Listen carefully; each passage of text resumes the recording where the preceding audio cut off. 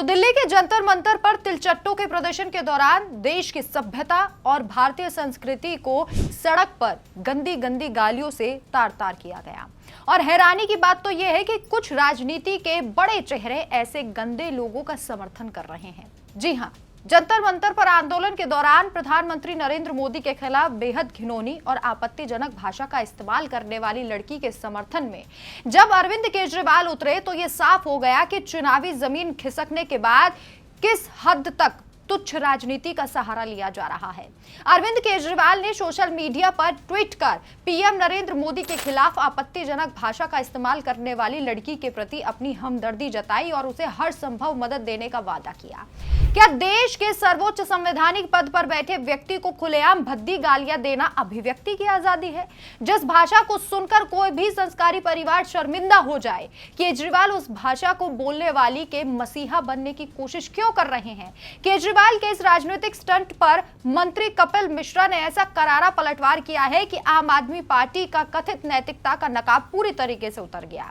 मिश्रा ने केजरीवाल को सीधे घटिया इंसान करार देते हुए ऐसे कड़वे सवाल दागे जिनका जवाब आपकी ट्रोल आर्मी के पास बिल्कुल नहीं है। स्वाति मालीवाल का मुद्दा, जो इंसान अपने ही घर में अपनी ही पार्टी की सांसद और पूर्व डीसीडब्ल्यू प्रमुख स्वाति मालीवाल को अपने करीबी गुंडों से पिटवाता है, वो आज बेटियों का रक्षक बनने का ढोंग कर रहा है। संतोष कोहली का परिवार, शहीद संतोष कोहली की बुजुर्ग मां को धक्के मारकर घर से बाहर निकालने वाले किस मुंह से नैतिकता की बात कर रहे हैं?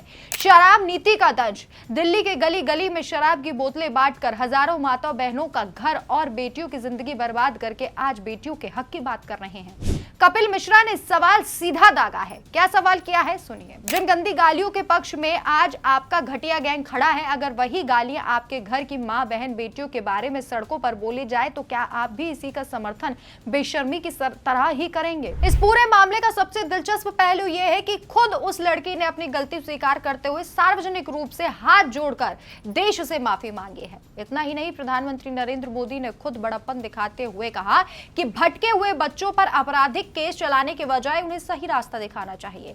दिल्ली पुलिस ने भी मामले में संवेदनशीलता को देखते हुए आगे कोई कार्रवाई न करने का फैसला किया।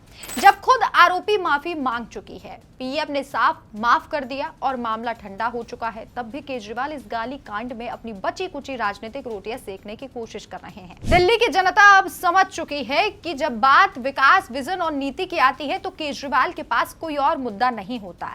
ऐसे में पीएम को गालियां देने वाले असामाजिक तत्वों और सोशल मीडिया ट्रोलरों की पीठ थपथपाना यह साबित करता है कि आम आदमी पार्टी की राजनीति कितनी गिर चुकी है। नैतिकता का ढोंग करने वालों को दिल्ली के युवाओं ने पहले ही नकार दिया है और गालियों के समर्थन में खड़े होने वाली इस नई चालबाजी का जवाब भी देश की जनता समय आने पर जरूर देगी।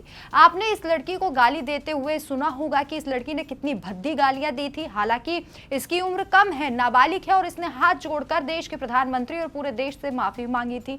पीएम नरेंद्र मोदी ने इसे माफ भी कर दिया, लेकिन फिर भी केजरीवाल को कुछ ना कुछ तो मिर्ची जरूर लगी कि इस मामले में लाइमलाइट तो लेनी पड़ेगी। और केजरीवाल इतने पढ़े लिखे होते हुए भी दिल्ली के मुख्यमंत्री ये रह चुके हैं, इतने बड़े पद पर बैठ चुके हैं, लेकिन फिर भी इनकी अक्ल जो है वो घास चरने चली गई और ये ऐसे लोगों का समर्थन करने लगे। अब आप सोचिए इससे और लोगों पर क्या असर पड़ेगा। वो भी गालियां देंगे और सोचेंगे कि अरविंद केजरीवाल उनके मसीहा बैठे तो हैं।